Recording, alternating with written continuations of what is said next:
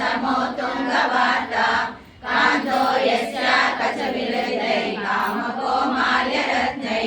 सूक्त्या यस्या शुचिसुभगया सुप्रभाता दरिद्री सैषा देवी सकलजननी सिञ्चिता मामपाङ्गै माता चेत् तुलसी पिता यदितवा श्रीविष्णुचित्तो महान् भ्राता चेत् शशिशेखरः प्रियतमा श्रीरङ्गधामायति